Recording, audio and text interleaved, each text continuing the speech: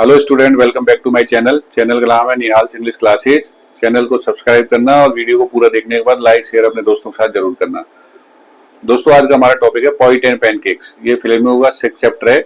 आप जैसे आज यूट्यूब पे आपके मिड टर्म एग्जाम आने वाले हैं, डेट शीट भी डिक्लेयर हो गई है, तो आप अब देख रहे होंगे कि कौन सा ऐसा चैनल है जिससे हम इजी से लर्निंग सीख सकें। आप यूट्यूब पे बहुत सारे ऐसे चैनल देखोगे जो बहुत सी रिलेवेंट और बहुत सारी ऐसी इंफॉर्मेशन देते हैं जो आपको समझ में भी नहीं आती, टॉपिक से रिगार्डिंग कम होती है, अपने वो चैनल का प्रचार ज्यादा करते हैं और बड़े बड़े वीडियो बनाते हैं। तो इन सब चीजों को अवॉइड करके आप मेरा इस वीडियो को जरूर देखें और आपका कंटेंट एक वीडियो देखने से क्लियर हो जाएगा। तो पोइट एंड पैनकेक्स का इस वीडियो को पूरा जरूर देखना, जिससे कि आपका ये एक लेंथी चैप्टर है, इजी वे में आराम से क्लियर हो जाएगा। तो स्टार्ट करते हैं पोइट एंड पैनकेक्स। जैसे यहाँ पे कंटेंट है पोइट एंड पैनकेक्स वाला, इसमें जो सबसे इंपॉर्टेंट चीज है वो है पैनकेक्स। पैनकेक्स क्या होते हैं? एक ब्यूटी ब्रांड है, मतलब मेकअप किट कह सकते हैं, आपको ब्यूटी मटेरियल कह सकते हैं। अब ये पोइट एंड पैनकेक्स ये आपके चैप्टर या आपके टॉपिक क्यों आया? क्योंकि ये जेमिनी स्टूडियो से जुड़ा हुआ है। आपने देखा होगा जितने भी स्टूडियो होते हैं उसमें फिल्मों की शूटिंग होती है, नाटकों की शूटिंग होती है और बहुत सारी चीजों की शूटिंग होती है। तो उसी स्टूडियो, जब भारत आजाद नहीं हुआ 1940 में, एस वासन ने चेन्नई में जेमिनी स्टूडियो की स्थापना की।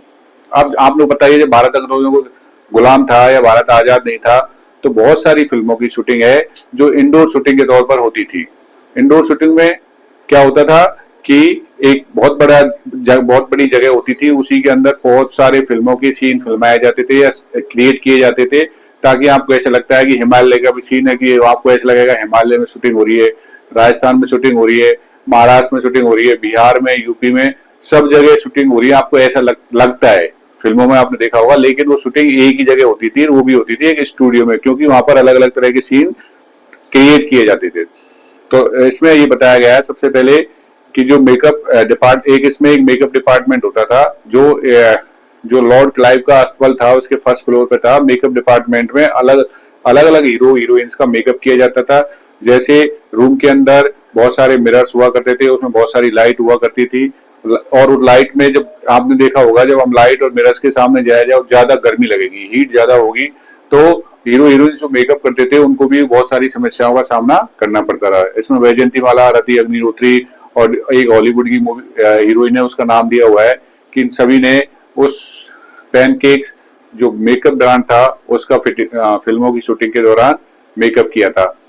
ये पैनकेक्स हैं जो ट्रक के द्वारा जेमिनी स्टूडियो में भर के लाए जाते थे। इसमें जो फिल्मों में हीरो हीरोइन मेकअप करते थे, एक ही इंसान को आपने देखा होगा, जैसे अमरीश पुरी है, अमिताभ बच्चन है, शाहरुख खान है, सलमान खान है, अजय देवगन है, एक एक्टर है, लेकिन वो क्या है कि उनके जो रोल होते हैं अलग अलग होते हैं और वो अलग अलग तरह के रोल निभा सकता है। ये सब कमाल किसका है? मेकअप का। कि वो बुढ़ा एज पर्सन का भी रोल निभाते हैं, यंग का भी निभाते हैं, विलेन का भी निभाते हैं, गोस्ट का भी निभा सकते हैं और बहुत ही सुंदर का व्यक्ति का भी रोल निभा सकते हैं। ये पूरा कमाल किसका है? मेकअप का। तो मेकअप जेमिनी स्टूडियो में जब फिल्मों की शूटिंग होती थी, तो किसी भी इंसान को बुरा सा, भद्दा सा, अगली से अगली बनाया जा सकता था, किसी इंसान को घोस्ट बनाया जा सकता था, किसी इंसान को सुंदर बनाया जा सकता था। अब इसमें आगे बात करते हैं हम।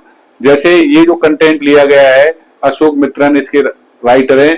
अशोक मित्रन है जो इसी जेमिनी स्टूडियो में काम करते हैं। अशोक मित्रन की जो पुस्तक है या बुक का नाम है my years with the boss. My years with the boss का ही ये एक्सर्ट आपको इस पोइट एंड पैनकेक्स को लिया गया है। इसमें सबसे पहले अशोक मित्रन है जो इसी स्टूडियो में काम करता था, और वो उसका काम क्या था? पेपर कटिंग का काम। कि वो जितने भी हेडलाइंस न्यूज़पेपर में आती थी उन हेडलाइंस की कटिंग करके एक फाइल में सजाता था, और वो कटिंग का जो यूज कहाँ होता था? फिल्मों की हेडिंग में, शूटिंग में, या इंफॉर्मेशन गैदर करने के लिए। तो कहने को तो इसका बड़ा ज्यादा इंपॉर्टेंट काम नहीं था, लेकिन इसका फिल्मों की डायरेक्शन में और उनके डायरेक्टर, प्रोड्यूसर्स और बॉस के लिए बहुत अच्छा काम या बहुत अच्छी इंफॉर्मेशन एक साथ दे देता था अपने पेपर कटिंग फाइल को देके। दूसरा है इसमें, जैसे मैंने बता दिया आपको, पैनकेक्स तो क्या है? मेकअप ब्रांड था, मेकअप मटेरियल था जो हीरो हीरोइन के मेकअप करने के लिए काम आता था। अब इसमें बात आती है कि इसमें there were 4 types of the makeup department या मेकअप पर्सन्स। 4 प्रकार के इसमें आपको मेकअप करने वाले व्यक्तियों को बताया गया है। सबसे जो मेकअप मेन हीरो हीरोइन जो लीड करते थे, जो फिल्म में मेन हीरो हीरोइन का रोल निभाते थे, उनका मेकअप करता था मेकअप मैन, जो मेन मेकअप मैन हुआ करता था। उससे बाद में जो साइड हीरो हीरोइन हुआ करते थे, उनका मेकअप करता था सीनियर असिस्टेंट। और जो साइड में और जो आपने देखा होगा फिल्मों में बहुत सारे लोग काम करते हैं, तो जो कॉमेडियन होते थे, जूनियर आर्टिस्ट होते थे, उनका मेकअप करता था जूनियर असिस्टेंट। और एक इसमें ऑफिस बॉय है। ऑफिस बॉय का काम होता था जो क्राउड होती थी उसको, पूरी क्राउड को पेंट करना, मतलब एक तरह का मेकअप करना। तो ये 4 अलग अलग तरह से आपसे क्वेश्चन पूछा जा सकता था, किस व्यक्ति का या कौन हीरो हीरोइन या साइड हीरो हीरोइन, कॉमेडियन या क्राउड का मेकअप करता था या करता है इन चैप्टर में। अब उसमें बात करते हैं हम। इसमें एक स्टोरी टेलिंग डिपार्टमेंट भी था कि कहानीकार। इस स्टोरी टेलिंग डिपार्टमेंट में सुब्बू काम करता था। सुब्बू है इस जो चैप्टर में सबसे इंपॉर्टेंट कैरेक्टर है। बॉस के बाद में पूरे स्टूडियो में अगर कोई व्यक्ति था इंपॉर्टेंट, वो था सुब्बू। सुब्बू है जो सेकंड नंबर उसका इस स्टूडियो में था। सुब्बू का काम था जो जितने भी ये अशोक मित्र पेपर कटिंग करता था, उसकी पूरी स्टोरी ये सुब्बू को बताता था। सुब्बू स्टोरी टेलिंग डिपार्टमेंट में डायरेक्टर, प्रोड्यूसर और जो बॉस था उसका जेमिनी स्टूडियो का, उसको इस सब में हेल्प करता था। अगर डायरेक्टर है, फिल्मों की शूटिंग करने में प्रॉब्लम हो रही थी उसको, या वो कोई सीन क्रिएट नहीं कर पा रहा था, या वो सीन अच्छे से नहीं कर पा रहा था, तो सुब्बू उसकी जाके हेल्प करता था और उस हेल्प से वो सीन अच्छा हो जाता था। तो सुब्बू एक सुलझा हुआ व्यक्ति था। लेकिन अब इसमें ऑफिस बॉय और सुब्बू है, इन दोनों में थोड़ी सी अच्छी अंडरस्टैंडिंग नहीं थी, क्योंकि ऑफिस बॉय है, वो नाम तो उसका ऑफिस बॉय है, लेकिन अब लगभग वो 40-50 ईयर्स का आदमी हो चुका है। जब वो स्टूडियो में आया था तो इस उम्मीद के साथ आया था कि वो इस स्टूडियो में हीरो बनेगा, एक्टर बनेगा, डायरेक्टर बनेगा, प्रोड्यूसर बनेगा, लेकिन वो अपने ड्रीम्स को पूरा नहीं कर पाया और एक छोटा मोटा वो पॉइंट बन के रह गया था। उसका ये मानना था जो सुब्बू है वो सेकंड पोजीशन पे इसलिए क्योंकि एक तो बॉस की चापलूसी करता है, और जो चापलूस लोग होते हैं वो जल्दी भी किसी पद पर पहुंच जाते हैं। आप भी जानते हैं कि अगर कोई बॉस की चापलूसी करेगा तो उसको पद जल्दी मिल जाता है। दूसरा रीजन वो समझता था, सुब्बू है जो ब्राह्मण जाति से आता है, और उस दौरान हमारे देश में जातिवाद जाता था और ब्राह्मण को उच्च जाति का माना जाता था, इसलिए सुब्बू को ब्राह्मण जाति का होने का फायदा मिला और उसको बॉस का नजदीकी होने का अवसर मिला। तो ऐसा था। लेकिन सुब्बू है स्टूडियो में सभी लोगों की मदद करता था। उसने अपने घर को, आने वाले अपने रिलेटिव्स को के लिए खोल रखा था, अपने रिश्तेदारों के लिए खोल रखा था और आम जनता के लिए खोल रखा था। जो भी स्टूडियो में आता था उसके घर में रुकते थे और आराम से वो घर सबके लिए रेस्ट के लिए या एक शेल्टर होम के तौर पर बना हुआ था।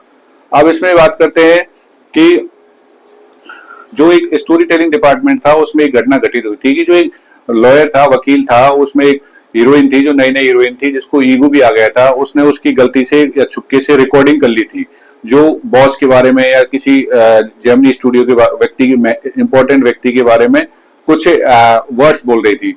तो उसने उस रिकॉर्डिंग को पब्लिक कर दिया, सार्वजनिक कर दिया। उसकी वजह से उस हीरोइन का कैरियर खराब हो गया। कैरियर खराब होने के बाद में जो लॉयर था जिसने ये काम किया था, उसको जो स्टोरी टेलिंग डिपार्टमेंट में या एक लीगल एडवाइजर के तौर पर सुब्बू के साथ काम करता था, बॉस ने उस स्टोरी टेलिंग डिपार्टमेंट को ही बंद कर दिया। इसमें एक जो पॉइंट थे, उसके बाद में जो पॉइंट क्या है कि उस दौरान हमारे ये जो नेशनल स्टूडियो है या हम कह सकते हैं जेमिनी स्टूडियो है, एक नेशनल इंटीग्रेशन या राष्ट्रीय सहिष्णुता भाईचारा का केंद्र भी था, क्योंकि यहाँ पर सभी धर्म, जाति, ऊंच नीच, सभी जाति के लोग, सभी धर्म के लोग एक साथ काम करते थे।